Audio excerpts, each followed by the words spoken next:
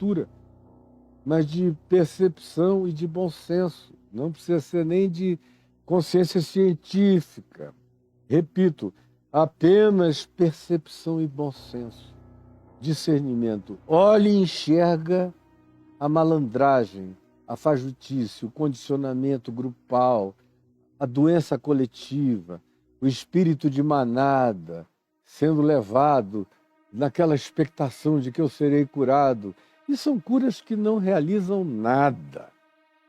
No dia seguinte o cara está capenga de novo. Ou no mesmo dia, 3 horas depois, o joelho está doendo, o cotovelo não sara. O problema de pele, a coceira volta. O mal-estar estomacal retorna imediatamente. A dor de cabeça crônica, que é fácil fazer parar por condicionamento, dá aquela aliviada. Mas aí o indivíduo sai, às vezes, no ônibus, no caminho de volta para casa, já está tudo de volta lá. Porque foi apenas uma suspensão temporária. Não foi Jesus. Não foi o Espírito de Cristo.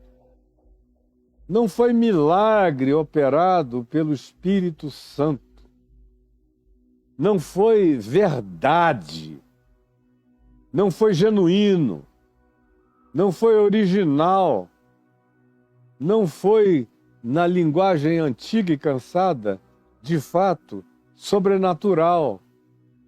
Foi artificial, foi induzido, foi programado e só atinge gente de mente fraca, que é praticamente 70%, 80% do pessoal que se entrega a esse espírito de maná, que vão procurando as curas desses curandeiros e botando dinheiro nos gasofiláceos, nas cestas e dando tudo que tem, na expectativa de ficarem curados, e não ficam nunca.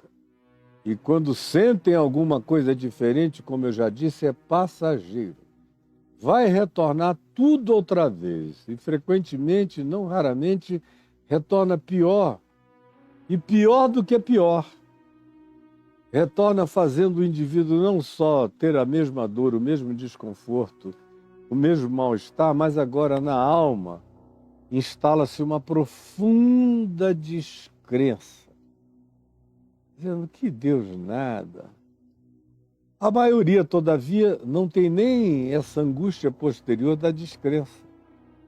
A maioria já está tão pré-condicionada que continua falhando, falhando, falhando, falhando eternamente, amém, botando grana eternamente, amém, porque é o que os lobos vestidos de pele de ovelhas querem e vocês fazem.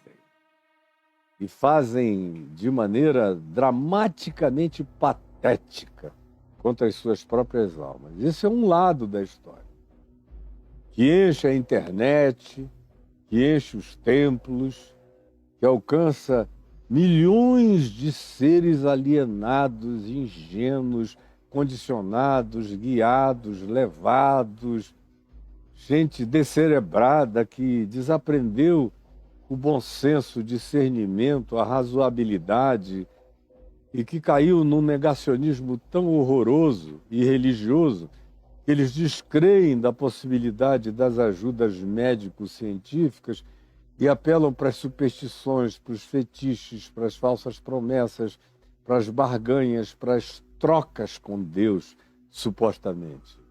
E é isso que você vê o tempo todo acontecendo de um lado. De outro lado, o que eu vejo, e que também me entristece horrorosamente, eu vejo um monte de gente, e a cada geração, isso é uma coisa que atinge especialmente pessoas mais jovens, e eu diria de uns 18, 20 anos, na maior parte das vezes até uns 50, 60 anos de idade. Esse é o período da enganabilidade mais fácil, em que o cara diz, não, eu não sou daquele jeito. Esses supersticiosos, enganadores, falaciosos, mentirosos, não.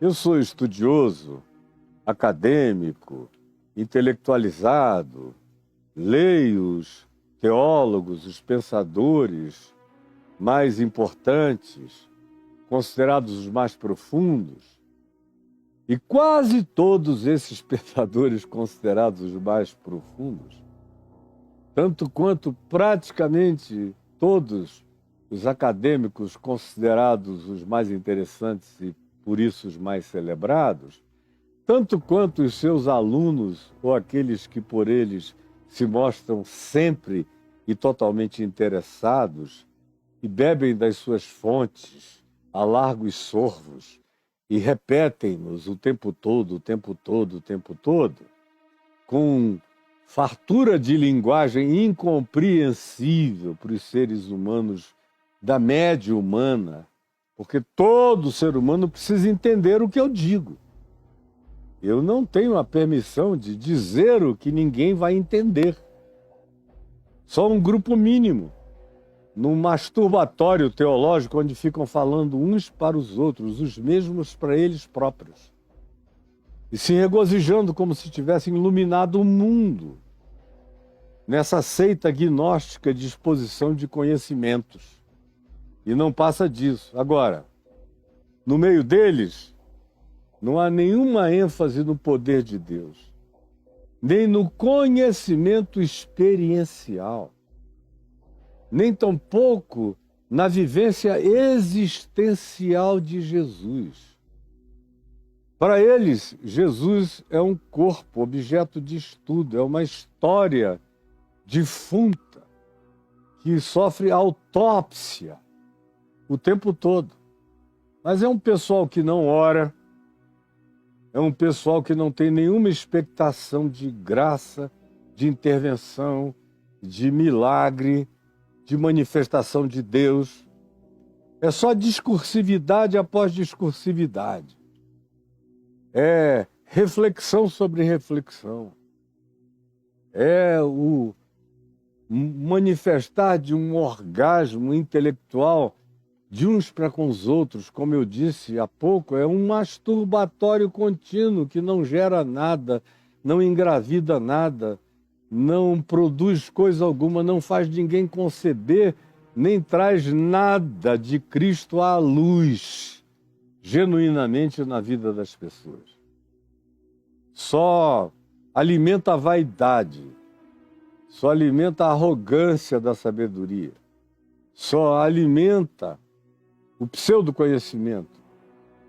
É um conhecimento, todavia, destituído de fé, de esperança e de amor. E é um conhecimento carregado de frente, tapume, máscara e expressão. Porque não produz nenhuma transformação, nem metamorfose profunda na vida daqueles que anunciam essas coisas. Então eu, por exemplo, existo nesse mais de meio século pregando o Evangelho, da graça de Deus, a mesma palavra a vida inteira, entre esses mundos polarizados. E eu não quero nada com nenhum dos dois, nem com a farsa pseudo-sobrenatural do lado de cá, com o curandeirismo, Deus me livre disso, e nem tampouco com esse intelectualismo burro, insensato, idiótico, arrogante, presunçoso, cheio de masturbação, de gozo de si para si mesmo que não gera nada, não produz coisa alguma, não alcança ninguém, mas realiza apenas a troca da volúpia intelectual entre os mesmos, uns e outros, jogando ping-pong num estádio vazio, de ninguém vendo. Na maioria das vezes, esses são apelidados de liberais e de progressistas. Do lado de cá, os outros são apelidados de pentecostais, neopentecostais ou curandeiristas. Eu não quero nada com nenhum desses grupos. O meu compromisso exclusivo é andar aqui no chão do Evangelho de Jesus, na simplicidade e pureza devidos a Cristo Jesus, como Paulo disse aos Coríntios. na segunda epístola, no capítulo 10, 11.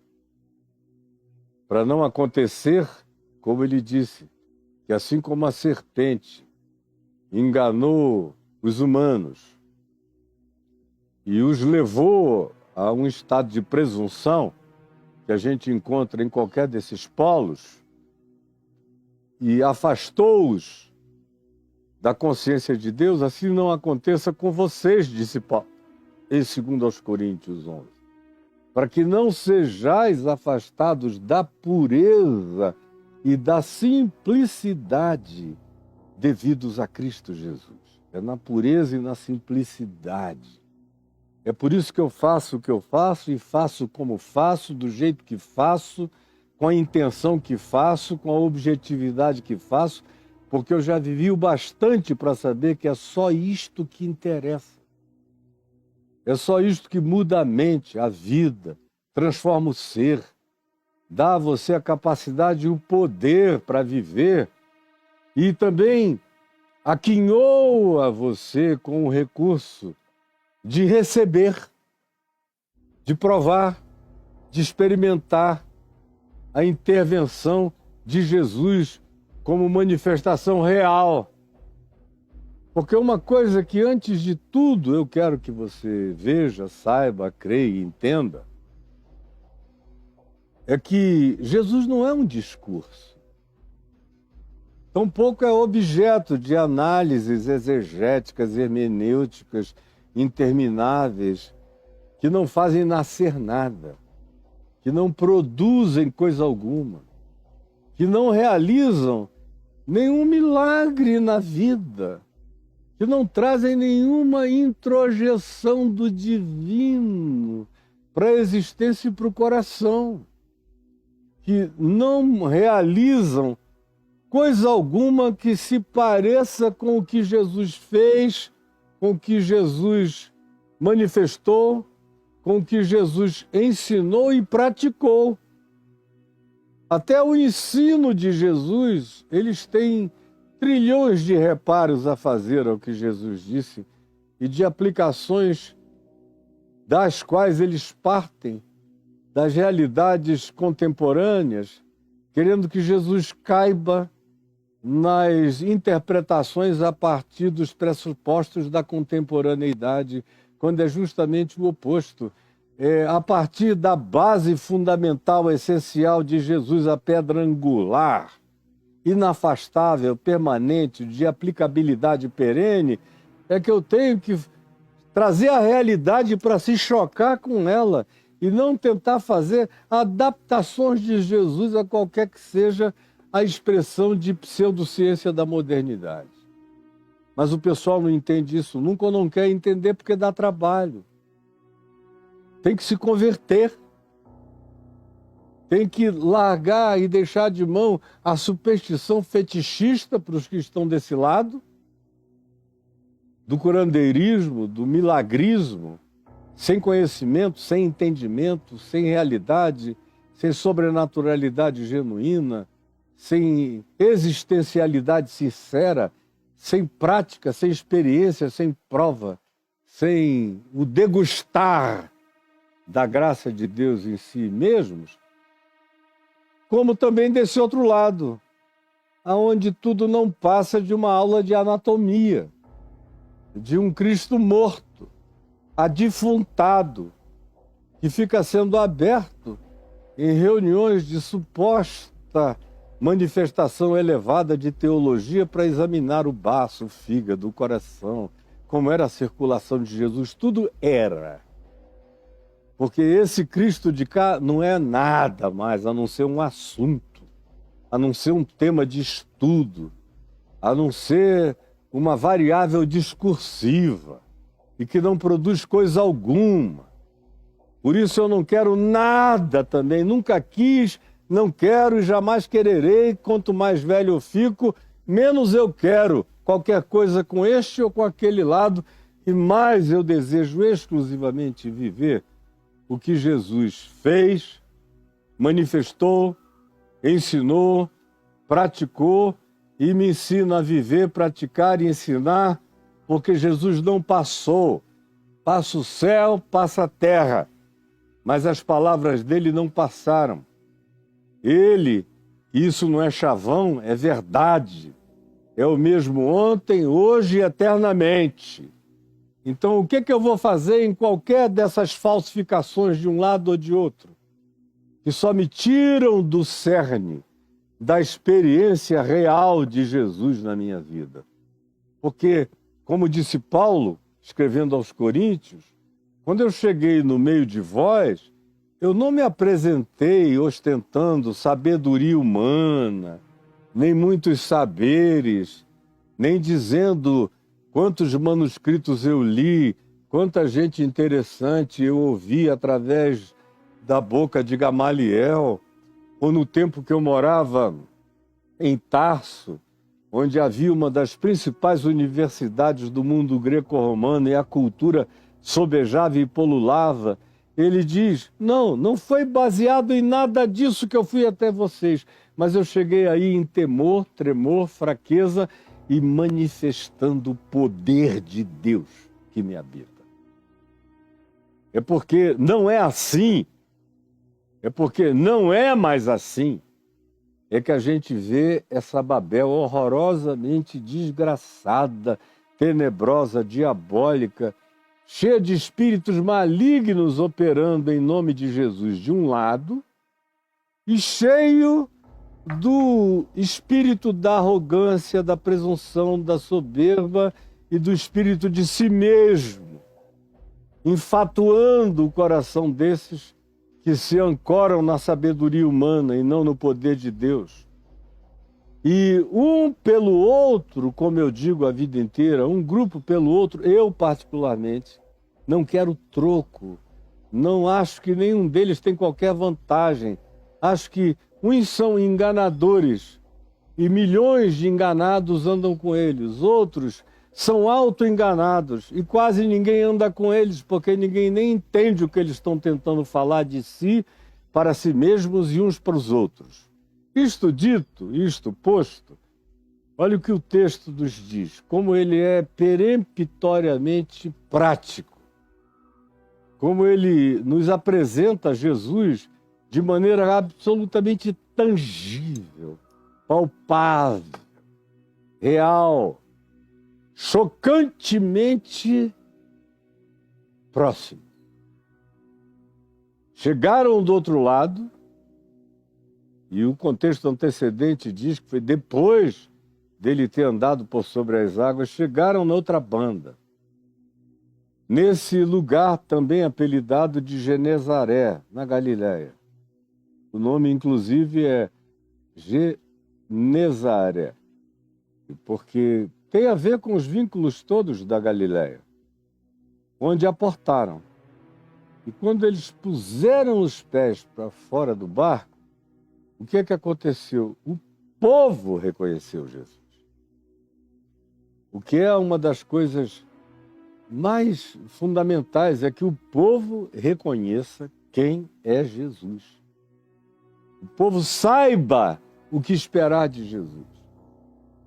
O povo entenda o que Jesus traz.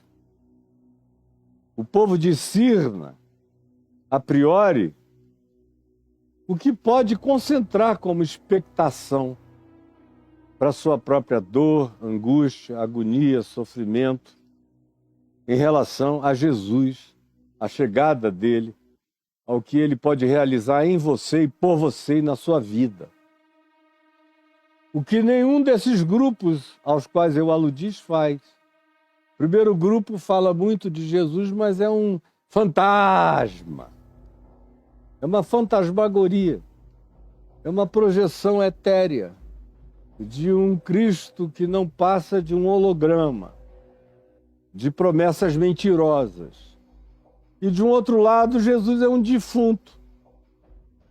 Na mesa das análises textuais, exegéticas, hermenêuticas, da falácia dos muitos saberes, dos delírios, das presunções, das arrogâncias e das pseudo-compreensões que nem eles próprios entendem uns aos outros, muito menos o povo jamais verá Jesus através do discurso deles, nem de um nem de outro lado. Ou seja, na maioria das vezes, os que ficam abrindo a boca para falar de Jesus apenas ocultam Jesus. Apenas ocultam Jesus da percepção, da verdadeira gnose, da verdadeira capacidade de introjeção do conhecimento. Porque a palavra conhecer, no Novo Testamento, praticamente todas as alusões a conhecimento e a conhecer nos Evangelhos e no Novo Testamento vem da definição de raiz de palavra, de etimologia, de significado original, que tem a ver com conhecimento experiencial, provar a Cristo em você. Não no texto, não no livro, não nos livros, não nas falas discursivas, mas na vida, aqui, em mim, levando-o enquanto ando, onde entro, de onde saio, onde toco, no que carrego. É isso que faz a diferença total e absoluta. Pois bem, quando o povo reconheceu Jesus, o povo mesmo dá conta de divulgar Jesus. Jesus nunca manda nenhum recado para o povo, você já percebeu? Quem vem me acompanhando aqui desde Mateus, no capítulo 1, e vai seguir comigo até o capítulo 28, sabe Deus se no fim do ano que vem a gente chega lá, mas eu vou ficar com vocês aqui. Com a graça de Deus, espero que você fique conosco, comigo. Você vai ver, observando, e se quiser ler, leia Mateus, Marcos, Lucas, João, ache um lugar onde Jesus mandou um recado para as multidões. Me apresente um lugar onde Jesus fez uma propaganda. Olha, vão, propagandeiem a meu respeito e digam que eles vão me encontrar no lugar tal, na sinagoga X, na esquina Y. Você não encontra esse lugar nenhum. As pessoas, quando tocam nele, quando são tocadas por ele, quando o experimentam, quando o provam, quando quer e onde quer que o percebam, que o discernam, que o genuinamente o vejam, elas falam dele para as outras pessoas. Elas mandam chamar parentes, amigos, conhecidos, ficam até começando a fazer oração por inimigos, desejando que eles também encontrem a mesma coisa que elas encontraram. Como diz aqui o texto, quando eles chegaram, o povo reconheceu. O povo reconheceu. Ah, quem me dera que o povo reconhecesse Jesus. Mas o povo cada vez mais não reconhece. Porque os ensinadores, os pregadores, de um lado são grandes mentirosos, ladrões, roubadores, mercenários, lobos vestidos de pele de ovelhas, como disse Jesus. São expressões que Jesus usou, ladrão, mercenário e lobo. Enganadores, vestidos de peles de ovelhas, de um lado.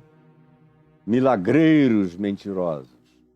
De um outro lado, são os pseudomestres, os entendidos, os que pastoreiam o vento, os que pastoreiam suas próprias sombras, os que juntamente se banqueteiam, curtindo as suas supostas sabedorias que não transformam nem as suas vidas, nem as suas casas, nem as suas famílias, nem a vida de ninguém, nem coisa alguma.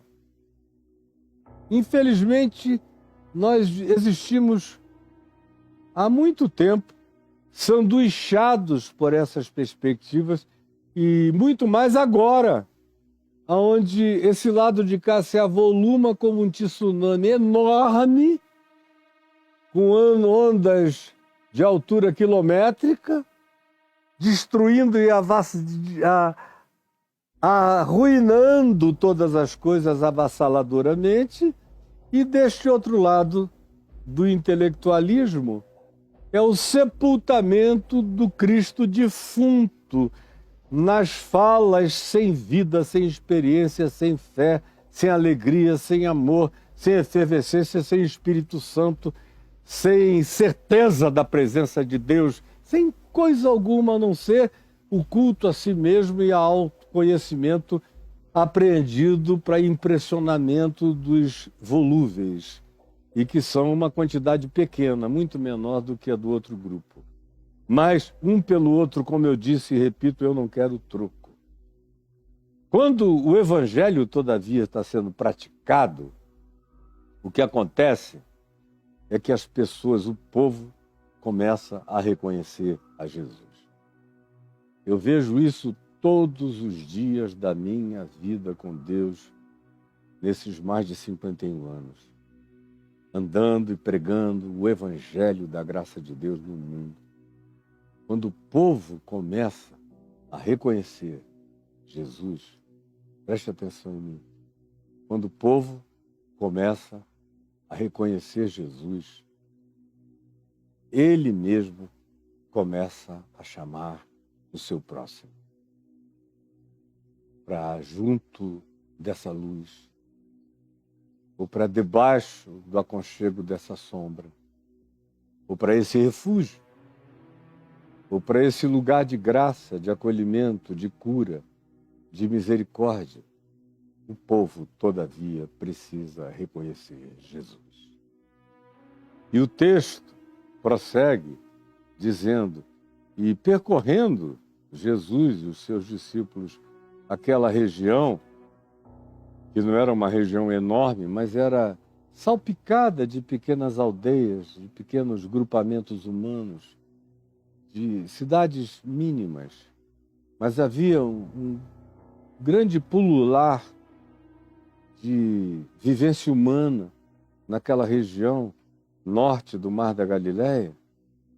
Quando eles começaram a andar e a percorrer, a atravessar os lugares, o povo sabendo o que Jesus era, o que ele trazia, o que ele carregava, quais eram os sinais da chegada dele, da presença dele, o que eles podiam ter de expectativa real, genuína, de esperança verdadeira relacionada a Jesus, eles então traziam as pessoas, traziam os doentes, de maneira extrema, traziam inclusive nos seus leitos os enfermos, os que padeciam de enfermidades tópicas, os que uns sofriam de doenças tópicas e outros padeciam de enfermidades crônicas generalizadas, aquele mal-estar generalizado no corpo, na vida, onde andar, viver, respirar é um grande esforço. Outros eram trazidos por causa das suas dores e doenças tópicas. Mas as pessoas sabiam o que esperar de Jesus. Se em Jesus as pessoas esperassem apenas discursos filosóficos, sabe quantos do povo iriam de fato ouvir e buscar Jesus? Ninguém. A não ser um grupo de intelectuais procurando o masturbatório mais elegante, onde Jesus estivesse falante. Mas o povo só lota esses ambientes da falsidade porque, de maneira equivocada, eles são apresentados a promessas mentirosas e seguem como uma manada sem discernimento. Mas isso indica um fato, é de que o povo quer solução para as suas dores. O povo quer alívio para as suas enfermidades. O povo quer consolação para as suas agonias e desesperanças. O povo quer toques divinos não para lhes fazer cócega nos pensamentos, mas para arrancar com a mão as suas dores mais perversamente instaladas e instauradas no curso dos anos de aflição. Foi por isso que Jesus não disse: vinde a mim, todos vós, os sábios e os acadêmicos, e os que têm prazer nas discursividades filosóficas, e eu vos iluminarei com sabedorias eternas e perenes, na minha seita gnóstica, imbatível e incomparável. Não. Ele disse, vinde a mim, todos vós, intelectuais ou não, cultos ou incultos, da elite ou do povo de realidades socioeconômicas mais carentes, vinde a mim, é a energia que caiu. Vinde a mim, todos vós, os que estáis cansados e sobrecarregados, e eu vos aliviarei. Tomai sobre vós o meu jugo e aprendei de mim, porque eu sou manso e sou humilde de coração, e achareis descanso para as vossas almas, porque o meu jugo é suave e o meu fardo é leve. Esse é o chamado de Jesus. Mas, pelo amor de Deus, vocês não conseguem entender isso? Que o povo tem em si a capacidade, quando genuinamente é apresentado ao Cristo verdadeiro, ao Jesus real, o povo passa a saber quem ele é. E o próprio povo leva essa mensagem adiante, começa a chamar as pessoas a ele. Como aqui se diz que acontecia. E o que aconteceu, aconteceu porque o que Jesus trazia era verdade. Era a realidade. Era insofismavelmente tangível. Era palpável. Era inquestionável. As pessoas provavam, experimentavam, comiam, degustavam, levavam para dentro de si, viam o resultado prático. Isso era ativado como graça inquestionável dentro deles. A ponto de que traziam essas pessoas umas às outras. Não eram os apóstolos que iam buscá-las em casa. Elas iam dizer, olha, ele chegou, é ele. Isso aqui é verdade. A gente pode conhecer, a gente pode experimentar, a gente pode provar. Nós temos parentes que já foram atingidos. Nós mesmos já fomos. Nós sabemos como ele é.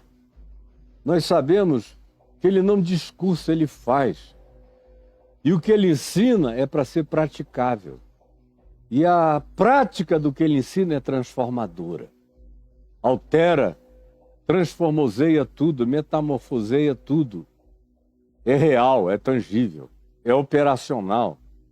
Então, traziam em leitos os enfermos, para onde ouviam que ele estava. Isso é outra coisa extraordinária, porque hoje as pessoas correm em todas as direções por causa dos anúncios, das publicidades, das promessas mentirosas, e na sua agonia, dor, aflição, pressa e ansiedade são alvos fáceis de todos os enganos, porque, como disse Jesus, são como ovelhas sem pastor. E são altamente enganados. Mas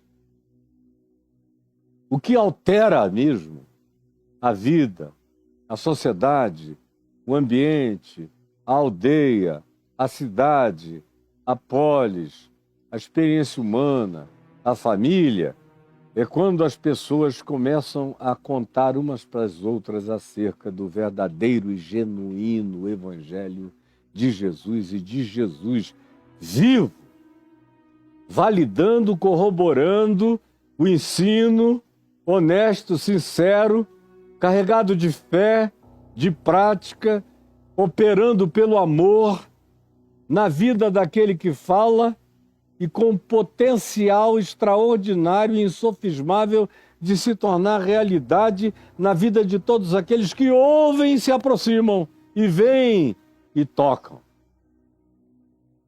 Onde quer que eles ouviam que ele estava, para lá iam e para lá levavam os que carregavam carências. Onde quer que ele entrasse, nas aldeias, cidades ou campos, aldeias, cidades ou campos. A aldeia denota um pequeno povoado, a cidade, uma pequena polis, um lugar de mais elaboração de vida social, política, econômica, ali entre eles. Pois bem, aonde quer que ele estava, inclusive nos campos, nos lugares ermos, lá estavam. Tanto fazia. O importante é se Jesus está comigo, não é aonde eu estou. Hoje em dia as pessoas só querem ir para os lugares grandes, para as cidades, onde tem gente passando pela boca de lobo, daquela porta larga, apelidada de galpão de igreja, onde é fácil o cara ouvir o grito histérico de alguém lá dentro, no microfone posto a toda altura, falando: venha! E você será curada, curada! E vai esse monte de gente da manada lá para dentro. Agora, pouca gente quer ficar nos campos, aonde tem muito menos gente, aonde não corre quase dinheiro nenhum, aonde cuidar dos doentes, enfermos, pobres e necessitados não produz fama. As pessoas querem, na maioria das vezes, especialmente as lideranças, que vivem de engolir os recursos dos pobres, enfermos, doentes e necessitados, querem, de fato, os grandes centros onde a facilitação do roubo e da apropriação indébita é extremamente mais fácil fazê-lo em nome de Deus, em nome de Jesus. E hoje em dia o povo já não reconhece mais Jesus. Qualquer um que chegue falando esse nome, Jesus, pode falar do diabo, que as pessoas vão aplaudir e vão dizer aleluia. Embora toda a descrição combine exatamente com Satanás, com o diabo, com a treva. Mas as pessoas não reconhecem mais Jesus. Elas não sabem mais fazer distinção entre o Espírito de Cristo e o Espírito do mundo, e o Espírito do engano, e o Espírito da dissimulação, e o Espírito da enganação, o Espírito da miragem, o Espírito da manipulação. Elas não sabem mais fazer, elas não reconhecem mais Jesus, elas não conhecem o Evangelho. Quantos de vocês aqui comigo já leram Mateus, Marcos, Lucas e João várias vezes na vida, meditando? A maioria das pessoas não tem nem paciência para me ouvir falar 1 hora aqui, dando tudo mastigadinho e explicado para elas. Você não pode falar mais do que 1 minuto, senão elas estão com pressa. Se você falar 5 minutos, elas já foram embora. É porque não estou nem aí. Eu prego o Evangelho e vou pregá-lo a minha vida inteira. Falo coisas pequenas e curtas como quem joga uma isca de verdade para ver se alguns se interessam em cair na rede dessa graça do Evangelho de Cristo Jesus. Mas se ninguém se interessar, é aqui que eu vou continuar ensinando essa palavra para sempre, com muitos, com poucos ou com ninguém. Porque sempre aparece alguém que quer conhecer. E sempre chega alguém que, em conhecendo, quer compartilhar, quer comunicar, quer trazer, quer ajudar outros também. De modo que aonde quer que ele entrasse, nas aldeias, cidades ou campos, punham os enfermos nas praças. Uns levavam outros para junto dele, botavam bem na cara do gol, bem na presença de Jesus. Davam a chance a esses amigos adoecidos, imóveis, incapacitados, como a gente já viu o exemplo daqueles 4 amigos que amarraram um quinto e o desceram até o lugar onde Jesus estava, destelharam a casa e o baixaram exatamente no ponto em que Jesus estava, e Jesus o curou. Quem vem acompanhando comigo toda essa exposição desde Mateus no capítulo 1 já viu isto. Porque esse é o Espírito. O Evangelho está carregado desse tipo de divulgação de Jesus e não outra. Nenhuma artificial, todas têm a ver com o contar da história real do que Cristo fez em mim, e eu sei que pode fazer em você, se você o quiser. E outra vez, isso se repete aqui. Punham esses enfermos nas praças, nas portas, como a gente já viu em outras situações aqui da narrativa do Evangelho, rogando a Jesus que os deixasse, que concedesse, que permitisse que esses enfermos e doentes pelo menos tocassem. Eu gosto da ênfase nessa expressão negativamente superlativa que diz para que pelo menos esses doentes pudessem tocar na orla das suas vestes. Para que pelo menos. É interessante e há algo a ser aprendido de maneira simples, porém chocantemente peremptória no que aqui está dito, nesse pelo menos. Onde quer que ele entrasse, nas aldeias, cidades ou campos, punham os enfermos nas praças, rogando-lhe que os deixasse tocar, ao menos na orla da sua veste. Ao menos. Aí você vê as duas manifestações. Há uma frase que tem alguma redundância nos 3 evangelhos, Mateus, Marcos e Lucas, que dizem que Jesus, meramente pela palavra, essa frase diz que Jesus, meramente pela palavra, curava os enfermos. Meramente pela palavra. Ou seja, eu falo e prego muito a minha vida inteira. São milhões de horas de pregações.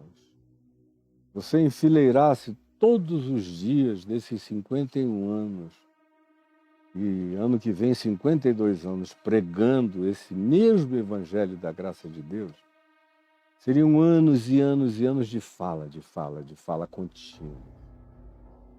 Como no Instagram, quando as pessoas começam a ir te ouvindo e bomba, e viraliza, às vezes eu vejo horas depois de um post que já tem o equivalente a dias de minutagem acumulada. É um post de 3, 4 minutos ou de 2 minutos, mas tantas milhares, às vezes até milhões de pessoas já assistiram, que em pouco tempo já tem um acumulado equivalente na sua soma contínua a dias de fala. Mas eu estou me referindo aqui àquilo que se faz um dia depois da outra. Não no acumulado das visões, das visualizações, nem das audições, mas da experiência de um ano depois do outro, de um dia depois do outro, de tempos e eras, continuamente, perseverantemente, sem desistência, sem retroação. Meramente pela palavra, Jesus curava. Isso prova apenas uma coisa. O pessoal do TikTok já está caindo aqui, estão nos últimos minutos, faltam mais 4 minutos e 42 segundos para vocês. Vão logo para o YouTube para não perderem tudo. Pois bem, o que prova que a palavra tem poder. Quando ela não é um discursozinho intelectual, enfatuado, não é de palradores faroleiros que ficam falando e orgasmando as suas pseudo-sabedorias ciências, teologias ou filosofias, que não curam ninguém. Quando é a palavra do Evangelho, com a energia do Evangelho, com o poder do Evangelho, com a frequência espiritual do Evangelho, com a coerência do Evangelho, com o amor de Cristo presente emanando a palavra que sai da nossa boca, e quando ela vem carregada de fé, de esperança, de graça, de certeza, indicativa do caminho, não é apenas gritaria, mas verdade, meramente pela palavra, as pessoas são curadas. Eu estou chegando de São Luís do Maranhão. E quantas centenas de pessoas no sábado à noite, no domingo de manhã e no domingo à noite me falaram aos ouvidos: eu fui curada meramente te ouvindo, eu fui curado te ouvindo. E curados de quê? Das realidades mais impensáveis. Muitos deles foram curados desde distúrbios na mente, na alma, nas emoções, nos afetos, no coração, a doenças tópicas ou enfermidades crônicas. Acontece com todo mundo? Não necessariamente como nos dias de Jesus. Não foram todos os doentes que foram curados, não foram todos os mortos que foram ressuscitados, não foram todos os agonizantes que foram consolados, mas todos quantos ouvindo creram, vendo creram, reconhecendo creram e vieram e se entregaram. Aí se diz, então ele curou a todos os que nessa condição diante dele se apresentaram. E não venha, portanto, com essas perguntas cansativas e idiotadas, para as quais eu já não tenho mais nem tempo nem idade. E por que Deus não cura o mundo inteiro? Para com isso, cara. Apresente-se você diante de Deus, para ser curado você das suas doenças e enfermidades. A pior de todas elas é essa incredulidade promovida pela sua estupidez e dureza de coração. Pois bem, onde quer que ele entrasse, nas aldeias, cidades ou campos, punham os enfermos nas praças, rogando-lhe que os deixasse tocar ao menos na orla das suas vestes.